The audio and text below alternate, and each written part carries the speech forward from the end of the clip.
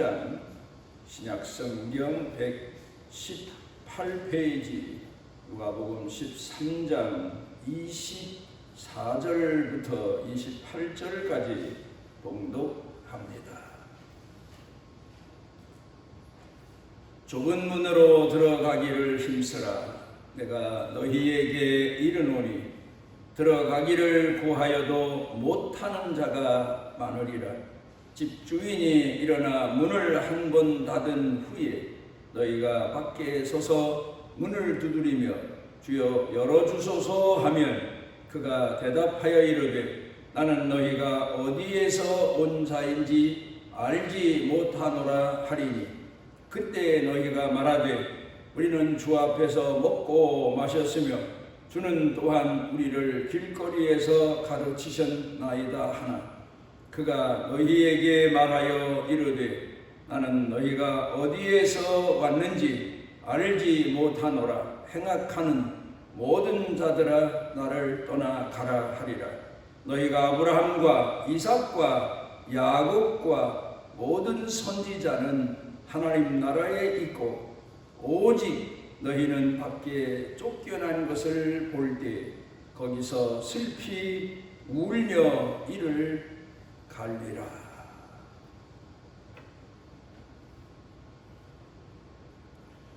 사람에게 있어서 사는 동안에 가장 중요한 것은 선택이라는 말이 있습니다.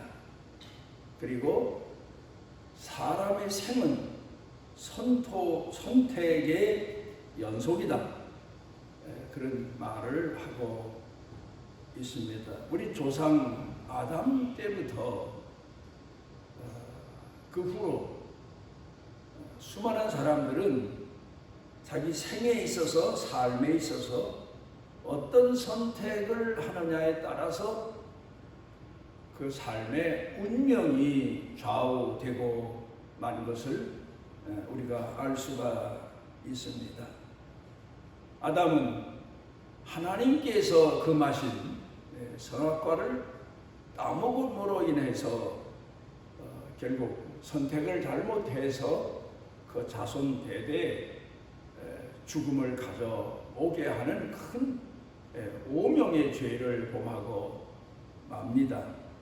그런가 하면 성경 가운데 기록되어 있는 탕자는 아버지 집에서 거하며 아버지의 말씀을 따라 순종하며 살았으면 인생의 그 쓰디쓴 죽음에 가까이 이른 고통을 맛보지 않아도 되었었는데 그가 그만 잘못 세상 사람들의 말을 듣고 선택했다가 마지막 죽음 직전에서 겨우 돌이켜 아버지 집으로 돌아오는 그것도 참 하나님의 은혜 중에 은혜인 선택이긴 합니다만은 선택을 하게 됩니다. 그런가 하면 성경 가운데 보게 되면 신앙의 조상 아브라함에 대한 기록도 자세히 읽어보면 선택의 연속이었다는 사실을 알 수가 있습니다. 하나님께서 고향에 살고 있던 아브라함에게 내 고향 본토 친족 아비집을 다 버리고 내가 지시하는 땅으로 가라. 하나님으로부터 그 말씀을 들은 아브라함은 아마도 자기 아버지 데라에게 그 사실을 아마 알려드렸을 거고 아버지도 여러 날 많은 아마 고민 끝에 그 아들 아브라함을 따라 나서기로 했던 것 같습니다. 그가 고향에 있을 때 몸도 성치 않았을 법한데 아브라함의 아버지 데라 보면은 그래도 아들이 옳다는 하나님께서 아브라함에게 지시한 사실이 하나님의 뜻이라는 사실을 깨닫고 그리고 아브라함 아들을 따라서 하란까지 왔다가 끝내는 약속의 땅에 오지 못하고 거기서 수명이 다 돼서 돌아가긴 합니다만은 그래도 그의 선택은 자식인 아브라함이 하나님의 말씀을 따라서 순종하는데 큰 힘이 되어주고 도움이 되어주는 그런 역할을 다했던 것을 보게 됩니다. 그리고 아브라함은 약속의 땅에 들어와서도 매일 매시 하나님 말씀을 따라서 순종하며 사는 삶의 선택을 해야만 했습니다. 오늘도 우리가 살아가면서 우리 삶에서 선택의 길은 수도 없이 많습니다. 젊은이들이 흔히 말하는 직업의 선택도 있고 결혼의 선택도 있지만 그러나 사사로운 우리 개인의 삶으로 돌아와서 봐도 우리에게는 바른 선택의 길이 항상 주어진다는 사실을 우리가 깨닫게 됩니다. 그런데 오늘 성경 본문 말씀 가운데 보게 되면 예수님께서 많은 제자들을 향해서 또 예수님 말씀을 듣는 사람들을 향해서 말씀하신 내용이 선택의 중요성입니다. 생명의 문으로, 좁은 문으로 들어가라. 우리 인간에게는 넓은 길도 있고 좁은 길도 있습니다. 그런데 넓은 길일수록 위험이 도사리고 있다는 사실을 가르쳐 말씀하신 겁니다. 쉬운 길, 사람들은 흔히 말하기를 지름길, 성공의 지름길, 또 세상 사는 사람들이 흔히 생각하는 고생하지 않고 편안하게 갈 수 있는 길, 이런 길은 위험하다. 거기는 사단이 도사리고 있고 사단의 시험과 유혹이 오히려 너희를 죽음의 길로, 멸망의 길로 이끈다 하는 뜻에서 오늘 성경 본문의 말씀을 주시고 있습니다.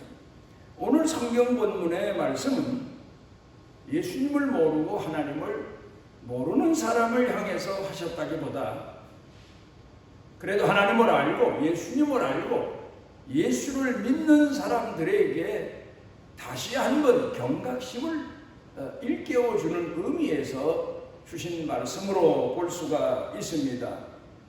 너희는 좁은 문으로 들어가기를 힘쓰라. 세상 사람들처럼 쉽고 사람들이 많이 가고 사람들이 다 가는 그런 길을 가지 말고 하나님께서 일러주신 생명의 길, 좁은 길입니다. 힘든 길입니다. 어려운 길입니다. 고통이 따르는 길입니다. 희생이 따르는 길입니다. 어쩌면 죽음을 불사해야 하는 그런 길입니다. 그렇지만 그 길로 열심히 가도록 흐트러지지 말고 하나님을 공경해야 된다. 넓은 길을 택했던 사람들, 나중에 좁은 길을 선택한 사람들이 하나님과 함께 하늘나라에 있는 것을 보며 자기 자신은 버려진 곳에 있는 것을 깨달으며 탄식하게 될 거다. 그런 경고의 말씀을 하시고 있습니다. 현대인들의 정신세계와 현대인들의 마음세계, 영적인 세계를 병들게 하는 그런 세 가지의 철학이 있다고 그럽니다. 첫째로는 안일무사주의입니다. 편리주의입니다. 이것이 사람들의 생각과 마음을 느긋하게 하는 것 같고 흐트러지게 만드는 것라는 사실을 경고하고 있는 이야기입니다. 현대인들은 문명의 혜택을 누리다 보니까 점점 편안한 삶을 살게 됩니다.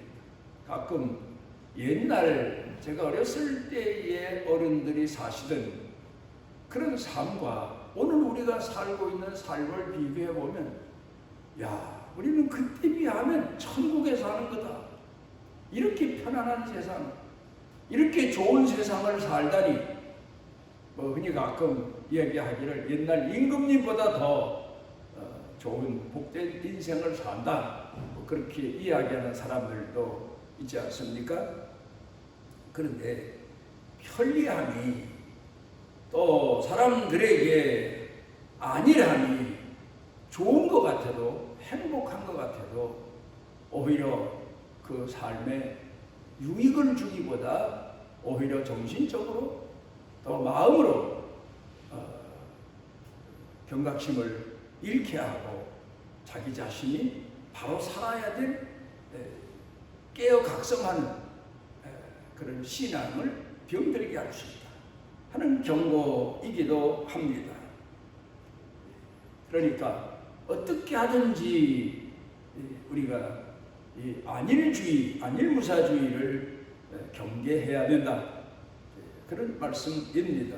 그런가 하면 두 번째로는 상대주의입니다. 요사이 보면 원칙이 없어요. 정치하는 사람들도 보면 원칙이 없어요. TV만 틀면 뉴스에 거의 다 정치하는 사람들 얘기로 시간 다 보내지 않습니까? 그런데 보면 원칙이 없어요. 어제는 이런 말 했다가 오늘 와서 저런 말하고, 순전히 상대주의적인, 여건 주의적인, 형편 따라서 바꾸어지는 그런 인생을 살고 있는 것을 봅니다. 그래서 가끔은 저 사람이 정말 바른 의식을 가지고 있을까 의심이 갈 정도로 말입니다. 우리가 살아가면서 보면은 사람은 어쩔 수 없이 상대성이 아닐 수는 없죠. 상대방이 나한테 친절하게 하면 나도 친절하게 하고, 상대방이 나한테 악하게 하면 나도 그를 경계하게 되고, 그건 어쩔 수 없는 삶의 현실입니다만은 가장 중요한 것은 이 상대주의라고 하는 것, 이게 우리를 그만 진리에서 이탈하게 만들어버리고 만다는 것. 그러니까 끝까지 상대방은 잘못 살아도 나는 바르게 산다, 평생 그런 신앙심을 가지고 말씀과 성령에 의해서 살아가야 되는데, 상대편이 잘못 살면 나중에 나도 거기 영향을 받아서 에라 모르겠다 하는 식으로 내 진실성을 버리고 내가 살던 바른 신앙의 자세를 흐트러뜨리는 그런 경우가 참 많게 되지 않습니까? 그런데 성경은 우리로 하여금 상대방이 어떻게 살든, 이웃이 어떻게 살든 우리는 빛 자체로, 소금 자체로 살아가야 된다. 가끔 친구를 만나면서도 상대적이 안 될 수가 없는 게 인간이지요. 친구가 잘하면 나도 친구한테 잘하고, 친구가 섭섭하게 하면 친구를 경계하게 되고. 그런데 성경으로 돌아가서 예수님이 가르쳐 주신 내용을 놓고 보게 되면 나는 7번씩 70번이라도 용서해 줄 수 있고 똑같은 사람으로 대해 줄 수 있어야 되고, 그게 우리가 걸어가는 바른 길이다, 그걸 가르쳐 교훈해 주시고 있습니다. 그 다음에 세 번째로는 성과주의입니다. 현대인들만큼 한 사람을 놓고 결과에 대해서 높이 평가하는 이제 그런 시대는 아마 없지 않았나. 그가 어떻게 살아왔든 어떤 과정을 거쳐왔든 그거 상관없습니다. 그가 사람들이 말하는 대로 부러운 성공을 했다든가 높은 지위에 올랐으면 그것을 최고로 여기고, 그가 지금까지 살아온 모든 과정이 다 그거 하나 때문에 인정되어지는 그런 경우를 우리가 많이 봅니다. 이건 공산주의 식의 사고방식입니다. 공산주의야말로 성과주의 아닙니까? 자기네 목적을 달성하기 위해서는 방법에 대해서는 선하냐 악하냐를 상관하지 않는 그런 이론이 공산주의에 포함되어 깊이 뿌리내려 있지 않습니까? 성과주의, 그게 결국 사람으로 하여금 병들게 만든다는 겁니다. 이제 오늘 성경 본문 말씀으로 돌아가서 보면은 예수님께서 우리 믿음을 가진 사람들은 원칙대로 살아야 된다. 원칙을 고수해야 된다. 그런 내용으로 말씀하시고 있습니다. 어떤 교육학 이론에 보니까 이런 재미난 얘기가 소개되어 있습니다.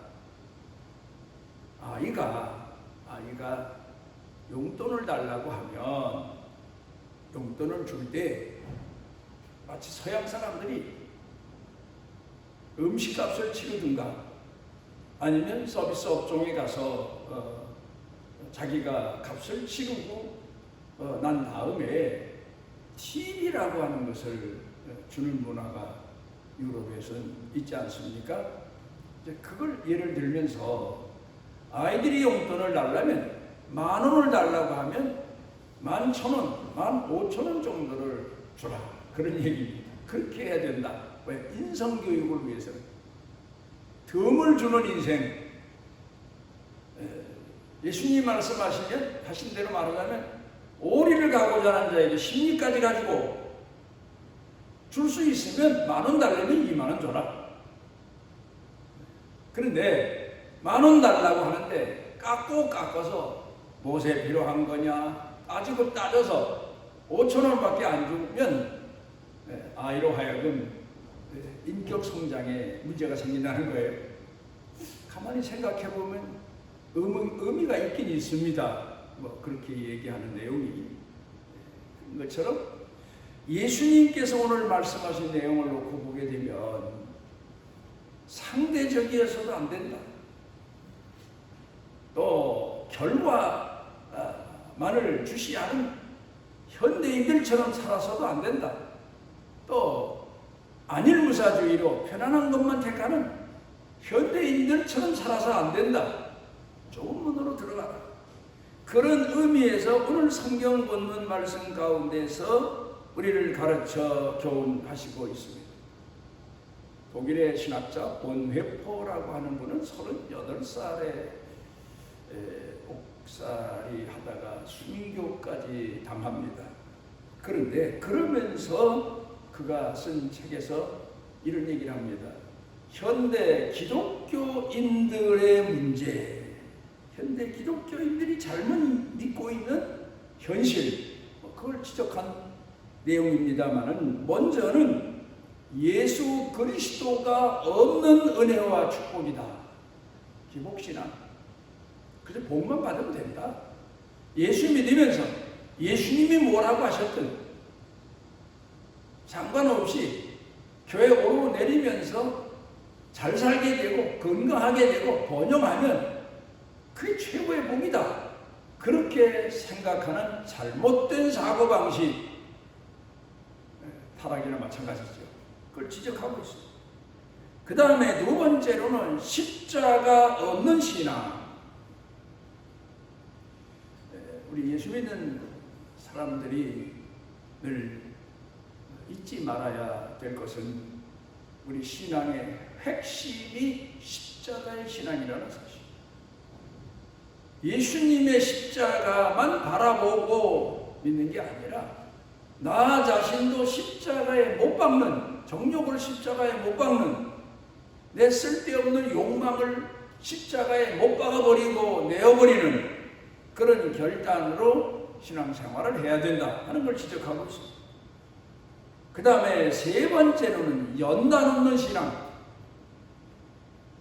물론 현대인들이 고생 좋아할 사람이 어디 있습니까? 어려운 역경보다는 편안한 길을 택하지요. 그런데 신앙에 있어서는 연단 과정이 있어야 된다는 거예요. 그래야 신앙이 바르게 훈련되어지고 또 하나님 공경하는 신앙이 바른 자세로 세워지게 된다.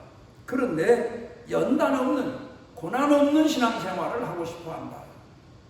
그래서 잘 넘어지고 잘 타락하고 잘 방종하고 세상으로 가버린다. 이렇게 얘기하고 있습니다. 오늘 성경 본문 말씀 가운데 보면 예수님께서 좁은 문으로 들어가라. 비유적인 말씀입니다. 이 좁은 문에 대한 이야기가 있습니다. 옛날에는 전쟁이 참 많았어요. 민족과 민족 사이에, 집안과 집안 사이에, 나라와 나라 사이에 전쟁이 참 많았는데 그래서 성을 쌓습니다. 그리고 해가 질 무렵쯤이면 성문을 걸어 닫습니다. 아무도 출입 못하게. 그런데 어디 멀리 갔다가 오다가 무슨 사람이 목적한 시간 내에 목적지에 도달하지 못할 경우가 있지 않습니까? 좀 늦게 할 때. 그때를 대비해서 만약에 성 밖에 이르렀는데 성문이 닫혀서 성 안으로 못 들어가면 그 사람이 가지고 있던 재산을 노리는 강도나 도둑들이 성 밖에서 진을 치고 있었답니다. 그래서 성 안으로 들어가야 사람이 사는데 성 밖에 이르렀는데 성문이 닫혔어요. 그러면 그런 사람들을 마치 거미가 줄을 쳐놓고 잘못 날아가는 잠자리나 나방이 같은 것을 기다리고 있는 것처럼 그렇게 있다가 늦게 도착한 사람, 그런 사람들을 죽이고 있는 재산을 다 소유물을 빼서 가는 그런 일이 많았답니다. 그런 것을 대비해서 바늘기 문이라고 하는 작은 문 하나를 만들어 놨답니다. 그 문을 만약에 크게 만들어 놓으면 도둑들이, 적군이 그 문으로 안으로 들어오면 큰 변이 일어날 수 있으니까 사람 하나 겨우 몸부림치면서 빠져나올 수 있는 바늘기라고 그래서 이름이 붙여졌는데, 그런 문이 성마다 하나씩 있대요. 비밀문이기도 하지만 늦게 도착하고 하면 성 밖에 있다가 죽음을 당하는 재산은 다 도둑들에게 내어줄지라도 목숨은 살아야 될 게 아니냐. 그래서 그 성문을 만들어 놓고 비밀리에 글이 드나드는 그런 문이 있었는데, 예수님께서 말씀하신 내용이 바로 그를 비유해서 말씀하시고 있습니다. 너희가 예수 그리스도를 통해서 하나님의 자녀로 영생에 이르기 위해서는 때로는 모든 걸 다 버리는 선택을 하고 오직 생명 하나만을 위해서 그 문으로 들어가야 되는 그런 결단을 내릴 때가 있는데, 좁은 문으로 들어가야 살지 않겠느냐. 그러므로 너희도 방심하고 방종하고 세상 사람들처럼 편한 길, 넓은 길로 가지 말고 깨어서 각성해서 하나님이 가르쳐주신 말씀대로 순종하며 사는 그런 인생을 살아야 된다. 그렇게 오늘 성경 본문에서 가르쳐 주시고 있는 겁니다. 문이 닫히면, 그런데 문이 닫히면 밖에서 아무리 문을 열어달라고 소리쳐도 무슨 소용이 있겠느냐, 그런 말씀입니다. 문이 닫힌다. 한국의 유명한 목사님, 가끔 많은 분들이 얘기하는 한경직 목사님이 설교를 80까지만 하셨다고 그럽니다. 본인이 80까지 하고 싶어서 80까지만 설교하신 게 아니랍니다. 어느 날 갑자기 주무시고 일어났는데 아무 생각도 안 난다는 거예요. 영어도 그분이 평소에 영어 성경을 늘 설교 준비하시면서도 읽어 가시면서 말씀을 준비하셨던 분인데, 어느 날 갑자기 영어 단어 한자도 생각이 안 나셨다는 것. 그래서 하나님이 나로 하여금 설교하지 말라고 하시는구나. 그래서 설교를 안 하셨다는 이야기가 있습니다. 저도 그 내용을 읽으면서 나는 어느 날까지 말씀을 들고 설교하게 하실까 그런 생각을 해보긴 했습니다만은 어느 날 갑자기입니다. 그분에 관한 얘기만이 아니에요. 우리가 연세 드신 분들 보면 어느 날 갑자기 그렇게 건강하셨던 분이 삽시간에 어떤 증세로 인해서 세상을 떠나시는 그런 이야기도 가끔 듣지 않습니까? 우리는 항상 그래서 깨어 있어야 된다. 대비하고 있어야 된다. 준비하고 있어야 된다. 각성하고 있어야 된다. 기회라는 것은 그렇게 많지가 않다. 그 사실을 우리는 잊어서는 안 됩니다.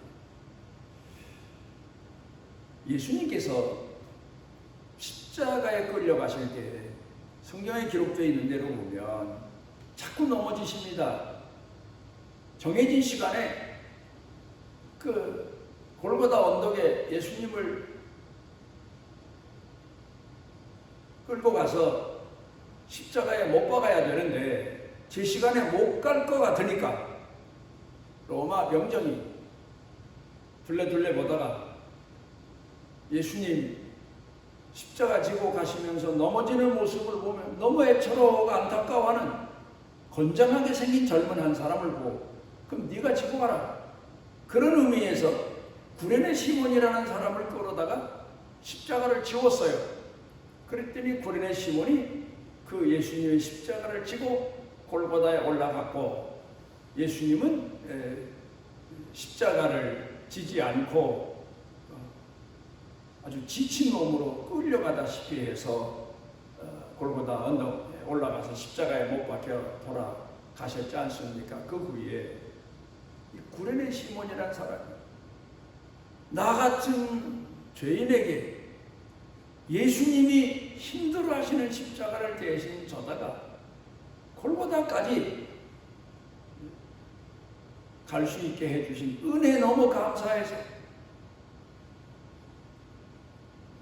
예수님의 복음을 모든 다른 사람들보다 더 열심히 내외가 전했다고 합니다. 그 부인도 아마 신앙이 꽤 좋았던 것 같아요.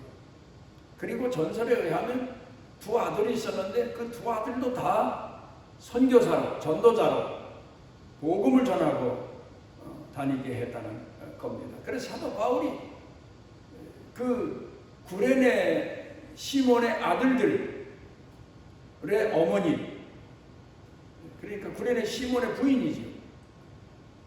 그를 가리켜서 말하기를 그분도 내 어머니시다. 그런 의미에서 편지를 쓴 내용도 있습니다. 여러분 한번 생각해 보십시오.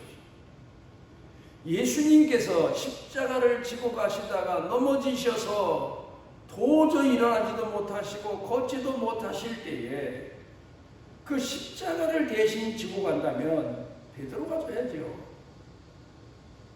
나는 예수님을 위해서 어디든지 가겠습니다. 죽을 각오가 되어 있습니다. 장담하던 사람 아닙니까? 베드로가 없으면 안드레나 그 외에 하다못해 요한이라도 뛰어나가서 내가 지겠습니다. 그리고 예수님 넘어지시는 십자가를 지고 갔어야 될 거 아닙니까? 그래서 전설에 의하면 새벽에 다구는 소리를 들을 때마다 베드로가 일어나서 통곡을 하며 내가 예수님을 십자가를 져드리기는커녕 그 십자가의 고통을 겪으실 때 예수님 모른다고 부인까지 했으니 이 어리석은 죄인, 어리석은 죄를 어찌할까 하고 통회하고 회개했다는 그런 이야기가 있습니다. 기회는 우리에게 많지 않습니다. 선을 행할 기회, 또 바른 길을 선택할 기회, 그 기회가 왔을 때 좁은 길을 선택하고 십자가의 길을 선택하고 고난의 길을 선택하고 낮아짐의 길을 선택하고 희생과 헌신의 길을 선택하는 자만이 예수님을 바로 믿고 따르는 구원에 이르는 백성이라고 가르쳐 교훈하십니다. 기도하십니다. 오늘 우리로 하여금 주의 전에 이르러서 우리 마음을 쏟아 하나님이 우리에게 원하시는 선하신 뜻을 새길 수 있도록 은혜 주셔서 감사를 드립니다. 항상 깨어있게 하시고 세상 사람들처럼 넓은 길로 가지 않게 해주시고 또 우리 자신을 항상 쳐서 복종케 하는 십자가에 못 박으며 세상 욕망을 버릴 줄 아는 하나님의 사람들로 오늘을 살아서 주님이 원하시는 선하신 뜻을 이루는 축복의 생이 되게 하여 주옵소서. 예수님 이름으로 기도드리옵나이다. 우리의 선한 목자이신 예수 그리스도의 무한하신 은혜와 우리를 만세 전부터 영원까지 사랑하시는 아버지 하나님의 극진하신 사랑과 우리 속에 내재하셔서 우리를 깨워주시고 좁은 문, 좁은 길로 가도록 우리를 감동케 하시고 우리 신앙의 눈을 밝혀주시는 성령님의 능력의 은총이 사랑하는 자녀들 생각, 마음, 영과 육 그리고 가족, 자식, 자손, 일터, 경영 그리고 온 교회 중에 넘치고 넘치도록 함께 하시기를 축원하옵나이다.